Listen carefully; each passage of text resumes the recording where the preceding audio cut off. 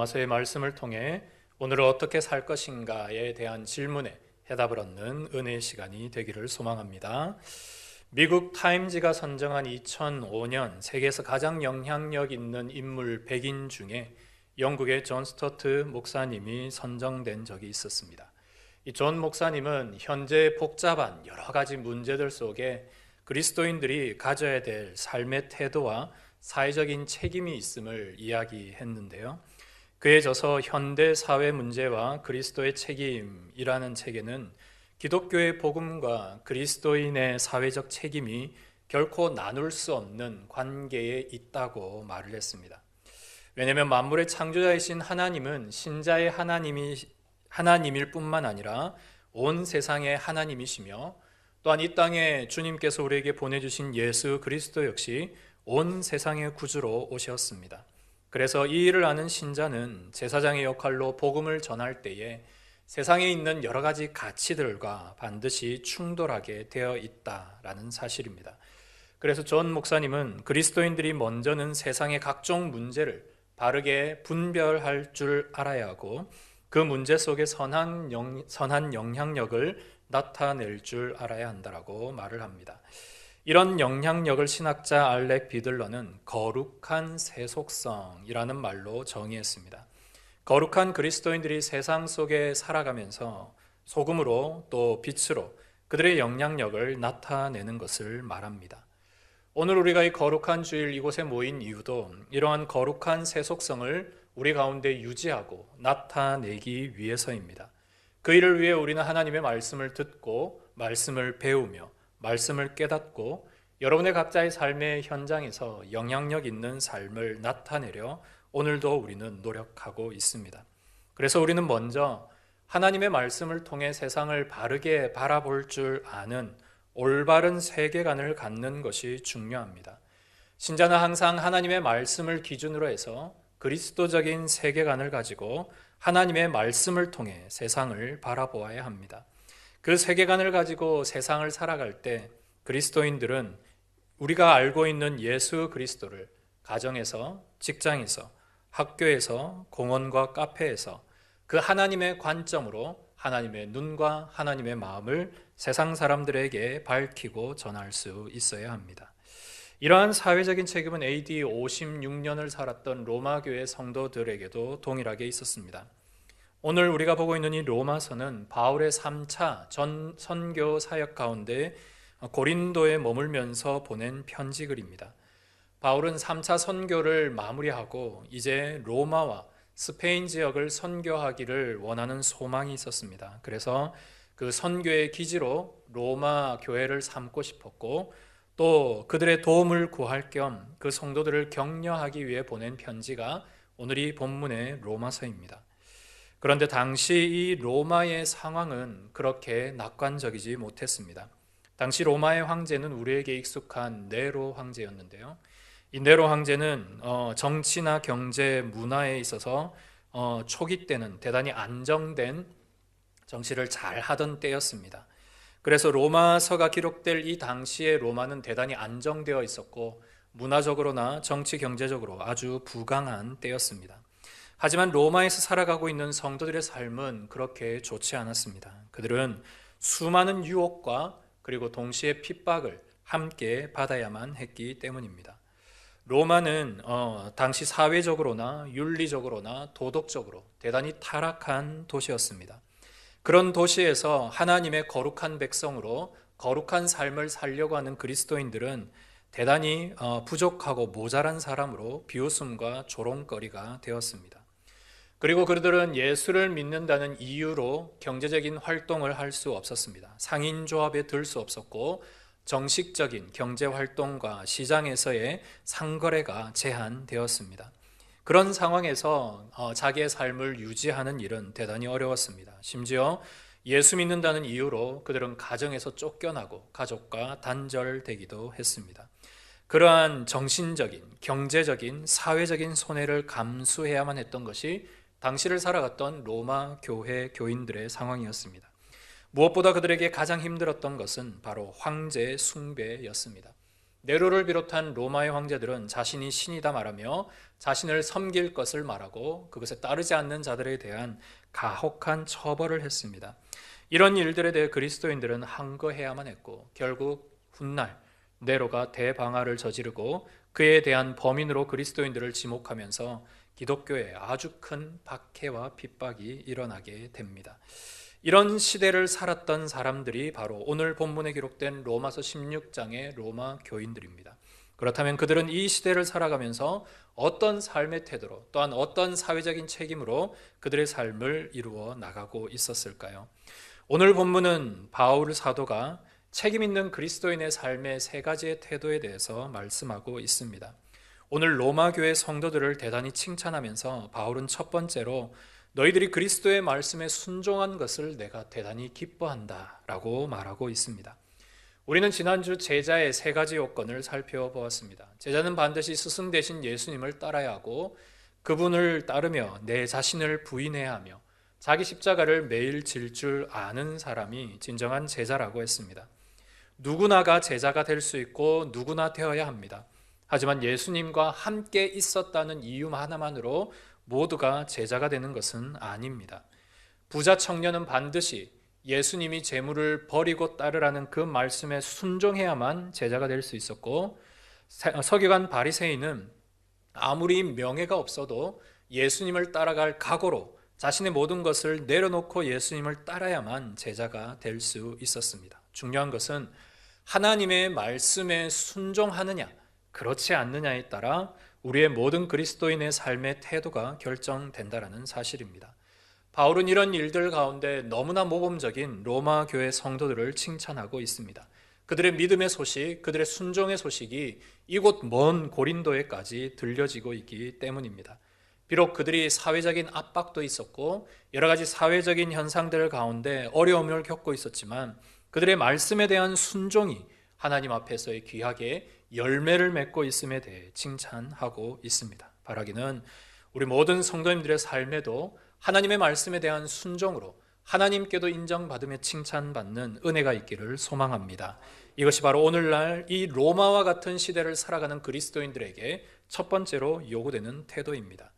그리고 두 번째와 세 번째는 한 구절로 이루어져 있습니다. 선한 데는 지혜로워야 하고 악한 데는 미련해야 합니다. 우리가 이 세상을 살아갈 때 악한 사람들과 악한 세력들이 우리 주변에 존재할 수 있습니다. 그런데 그 악한 사람과 악한 세력을 조장하는 존재에 대해 신자는 깨어 있어야 합니다. 바로 사람의 마음을 온갖 속임수로 미혹하고 넘어지게 하고 결국 이런 사람을 들어서 신자를 핍박하고 어렵게 하는 그 기본 존재인 사탄을 우리는 기억해야 합니다. 오늘 우리가 불렀던 찬송가의 가사와도 같이 사탄은 언제나 세상을 미혹하고 신자들을 미혹하여 넘어지게 합니다. 결국 사탄의 가장 중요한 공격하는 곳은 바로 교회입니다. 교회 안에 있는 성도들을 넘어지게 하고 교회를 무너뜨리게 하는 것이 이의 일인데요. 그래서 이런 일들에 대해 예수님은 우리가 세상을 살아갈 때 뱀같이 지혜롭고 비둘기같이 순결하라고 말씀합니다. 여기에 나오는 뱀같이 지혜롭다라는 말은 즉 사탄의 모든 지식을 뛰어넘는 지혜를 우리가 가져야 한다라는 말을 의미합니다. 그래서 우리는 결코 인간적인 생각과 인간적인 지식으로 사탄의 계획과 속임수를 이겨나고 뛰어넘을 수 없습니다. 그래서 우리가 구해야 될 것은 바로 하나님의 말씀의 지혜입니다. 여러분의 모든 삶의 기준은, 여러분의 모든 삶의 일원칙은 하나님의 말씀입니다. 거기에서 나오는 지혜로 우리는 사탄을 이기고 세상을 이겨나갈 수 있습니다. 그와 동시에 신자가 가져야 되는 것은 거룩함과 순결함입니다.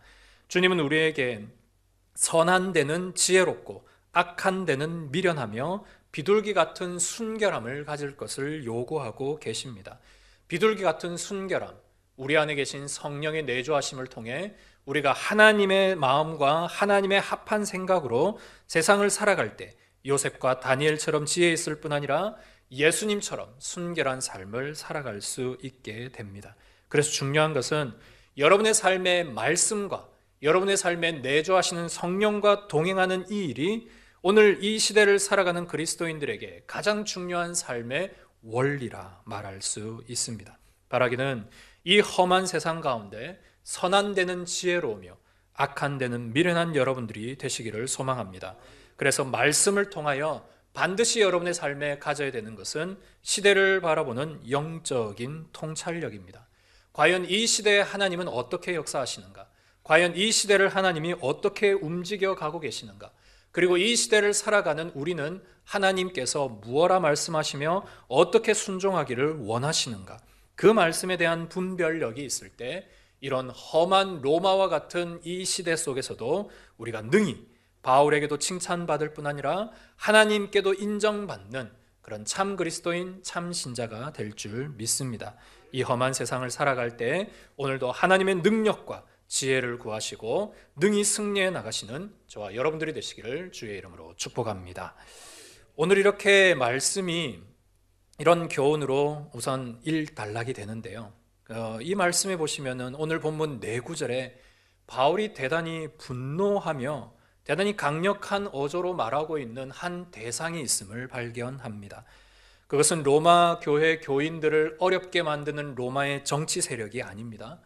로마 교인들의 경제 상황을 어렵게 만드는 그런 경제적인 세력도 아닙니다. 로마 교인들을 타락하게 만드는 그런 타락한 문화도 아니었습니다. 지금 바울이 엄청난 분노와 또한 격한 어조로 말하고 있는 한 대상은 바로 교회를 어지럽히고 있는 거짓 교사의 무리입니다.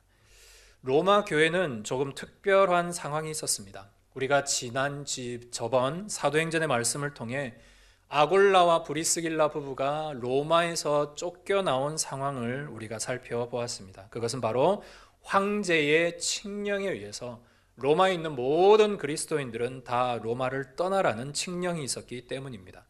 이 일로 인해서 로마의 기존에 있던 교회의 지도자의 위치에 있었던 유대인들이 모두 추방을 당했습니다. 그런데 한참 뒤에 이 칙령이 다시 철회되고 추방당했던 유대 그리스도인들이 다시 로마에 들어오게 되었는데, 로마에 들어오자 이 교회는 이미 이방인 교회 중심의 체제로 재편되어 있었습니다. 모든 리더십이 이방인 쪽으로 기울어져 있었습니다. 이런 일들에 반발을 했던 유대 강경파 그리스도인들이 우리는 여전히 예수를 믿지만 구약이 말하고 있는 절기를 지켜야 된다. 우리는 예수 그리스도로 말미암아 구원 얻지만 구약이 금하고 있는 음식을 반드시 구별하여 먹지 않아야 구원받는다. 이런 말씀을 그들이 가지고 있는 신앙과 접목해서 교회에 큰 갈등이 일어나게 된 것입니다. 오늘 로마서를 기록할 당시의 로마 교회가 이런 겉으로도 사회적인 어려움이 있었지만 교회 내에 이런 큰 갈등이 존재하고 있었습니다. 그래서 바울은 이 로마서의 편지를 보내며 유대인이나 헬라인이나 이방인이나 모두가 예수 안에 하나이며 복음 안에 있는 자유에 대해서 하나님의 복음을 누릴 것을 바울 사도가 로마서 3장, 5장, 15장, 10장에 그렇게 강조하고 있습니다. 바울이 이렇게 정죄하는 거짓 교사들이 이 로마의 교회를 어지럽히고 있었는데, 이들의 특징에 대해서 오늘 본문은 이렇게 기록합니다. 그들은 복음의 교훈을 거스르고 교회 내에 분쟁을 일으키며 사람들을 거치고 넘어지게 하는 자라고 말을 합니다. 문제는 이런 거짓 교사의 일들이 AD 56년의 로마 교회뿐 아니라 2025년을 살아가고 있는 이 땅 대한민국의 교회들 안에도 들어와 있다는 사실입니다. 그렇다면 오늘도 이 한국 교회의 복음을 거스르고 분쟁을 일으키며 사람들을 넘어지게 하는 자들은 과연 누구일까요? 가장 대표적인 집단을 꼽으라면 바로 이단이라고 말할 수 있습니다. 예전의 이단들은 교회와만 대적하는 집단이었고 사회적으로는 고립된 존재들이었습니다. 그래서 저기 산속에 있거나 사람들을 눈에 피해 저기 자기들만의 공동체를 그렇게 이루고 있었습니다. 그래서 사회적인 정체성이 전혀 없었습니다. 그런데 요즘의 이단들은 교세가 10만이 넘으며 수십만에 이루고 있습니다. 돈도 엄청나게 많고 세력이 막강합니다. 그래서 이단들이 머리를 쓴 것이 우리의 정당성을 드러내자, 우리가 사회적으로 영향력 있는 집단인 것을 드러내자 해서 그들이 눈을 돌린 곳이 있습니다. 그 돌린 곳은 교회가 아닌 정치 세력입니다. 그래서 그들은 그들이 갖고 있는 돈과 그들이 갖고 있는 인력을 모두 정치에 제공하고 정치인들은 이들을 이용하고 그들의 뒤를 봐주고 있습니다.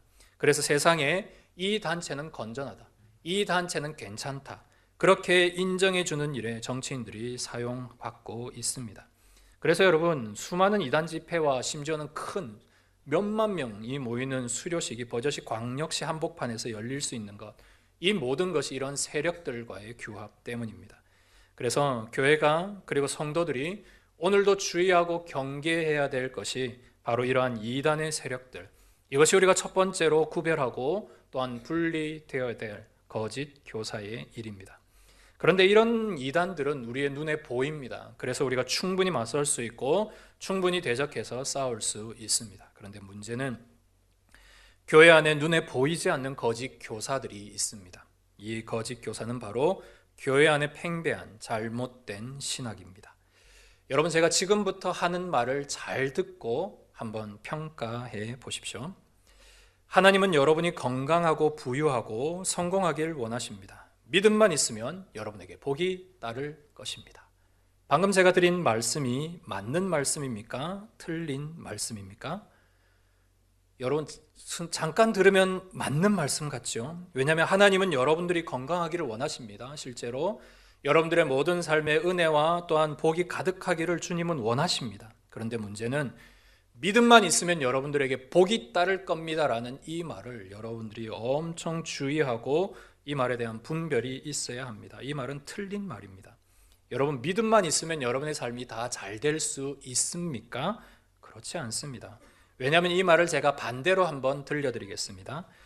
여러분이 믿음이 적으면 사업이 안 되고 여러분이 믿음이 약하면 자녀들의 삶이 안 풀릴 겁니다. 여러분들의 믿음이 약하면 여러분들이 건강을 잃게 될 것입니다. 여러분, 이 말이 맞습니까? 틀렸죠.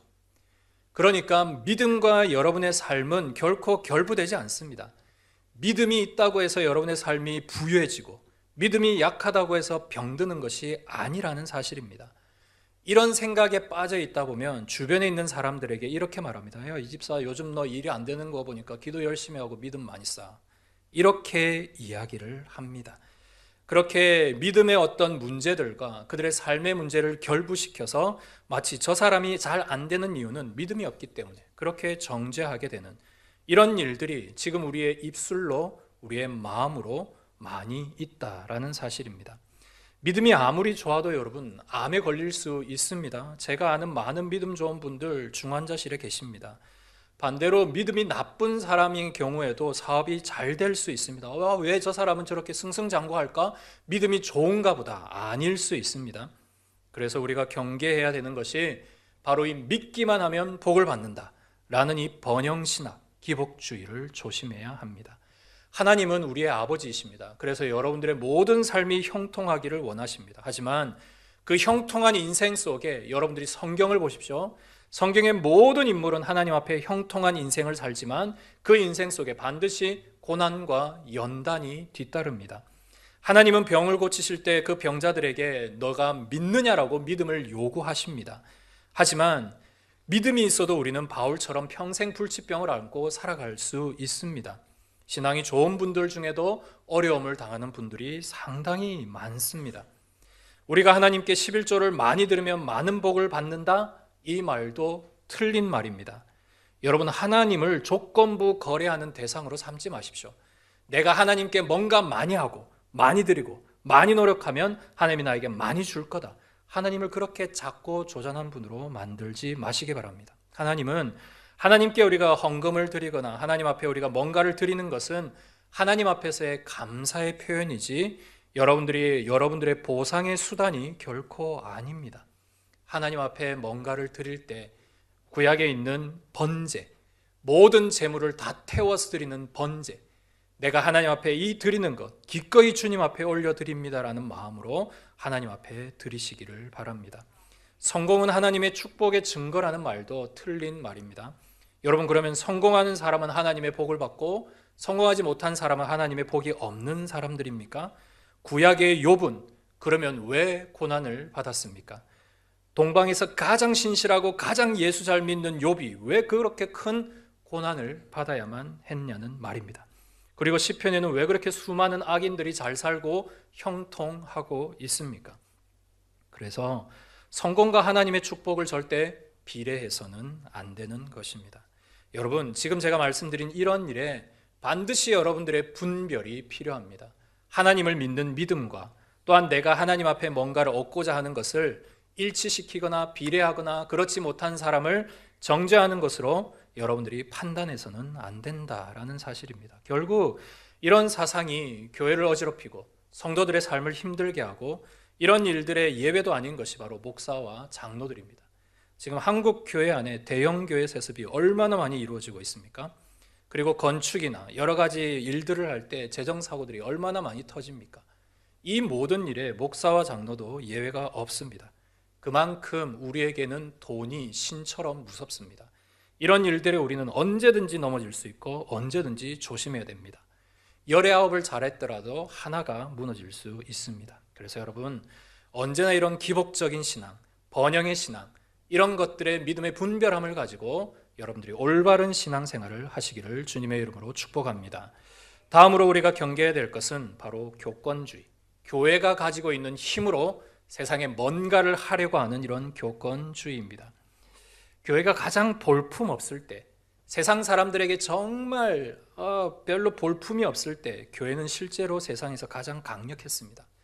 오늘 본문이 기록된 로마 교회 성도들, 로마에서 0.01%도 되지 않았던 성도들의 모임이었습니다. 그런데 이들이 300년 뒤에 로마의 국교회로 기독교를 만들어버립니다.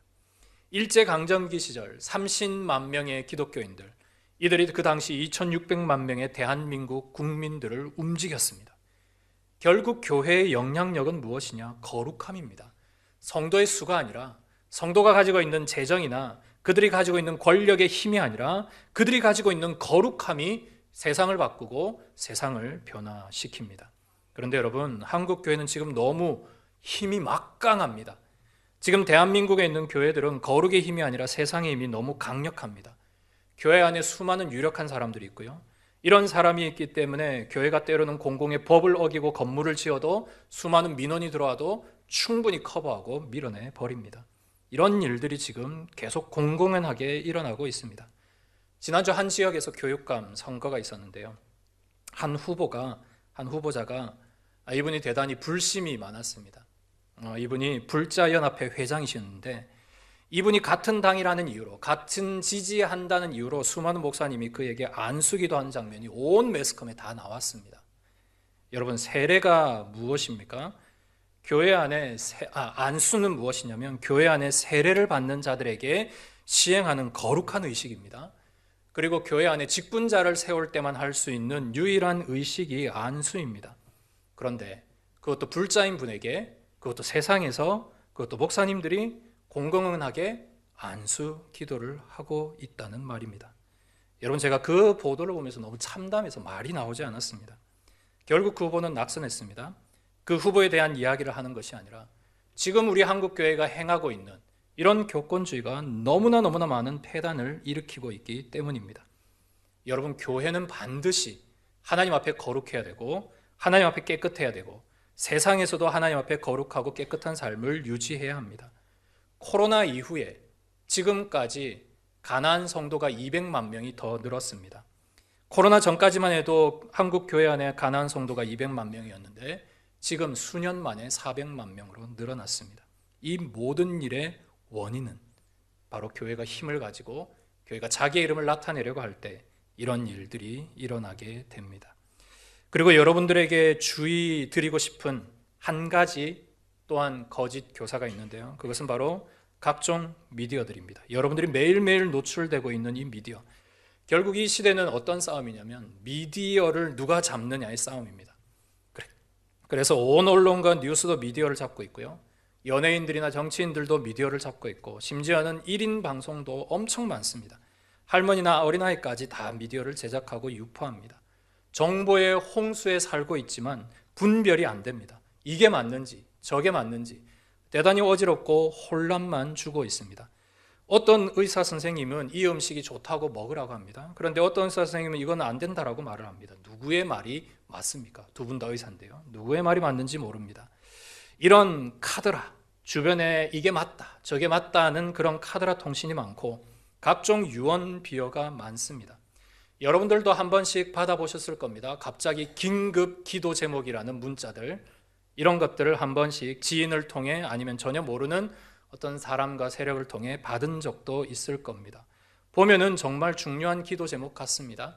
그런데 그 기도 제목 안에 각자 세력이 담고 있는 생각과 이런 것들을 관찰시킬 때가 많습니다. 여러분들의 등을 긁어주고 시원하게 하는 영상들 많으시죠? 그런 일들에 빠지다 보면 때로는 이게 진짜 하나님의 뜻인지도 알지도 모른 채 우리가 그 일에 동조할 수가 있습니다. 그래서 여러분, 지금은 여러분들의 눈을 좀 막아야 될 때고요.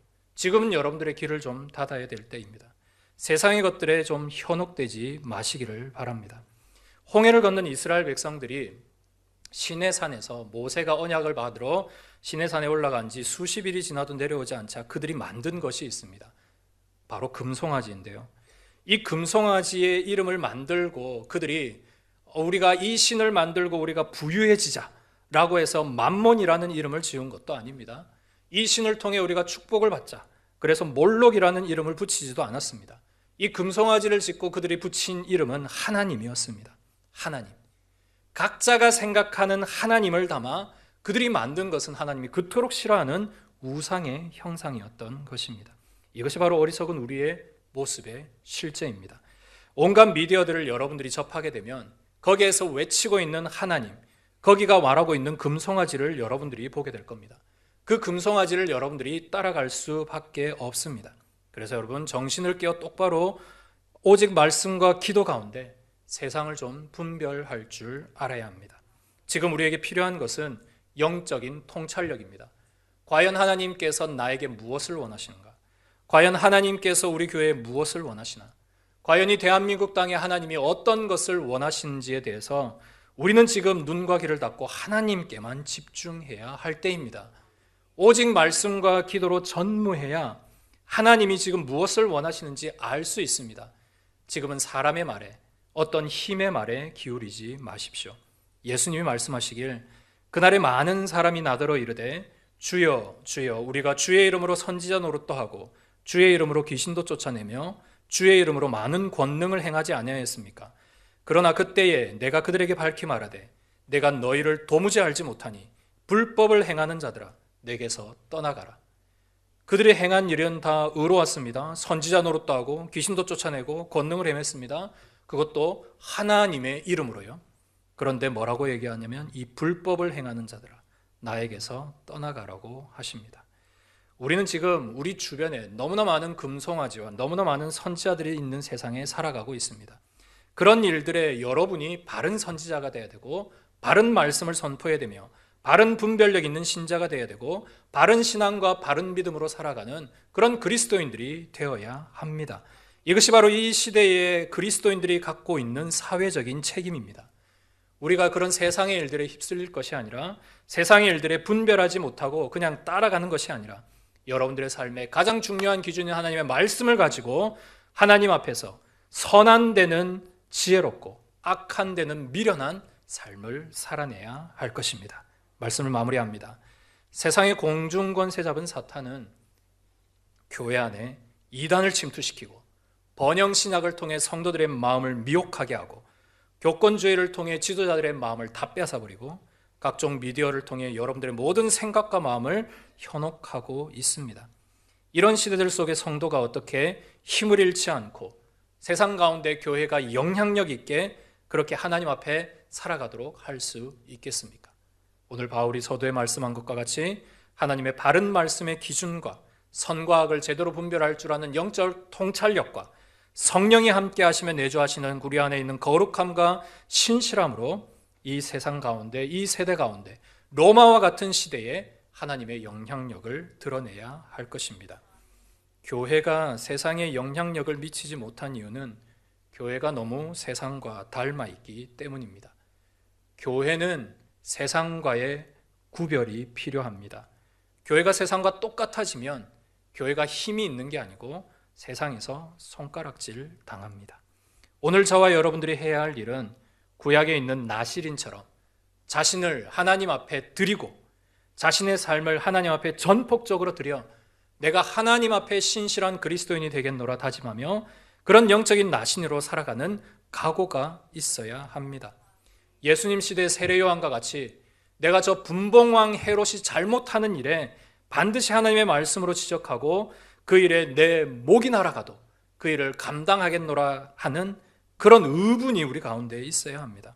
아합과 이세벨에게 맞섰던 엘리야와 같이 아무도 하나님을 따르지 않는다라고 하는 그 세상 속에 엘리야처럼 하나님의 일들을 이루어낼 수 있는 이 시대의 선지자들이 바로 저와 여러분들이 되어야 합니다.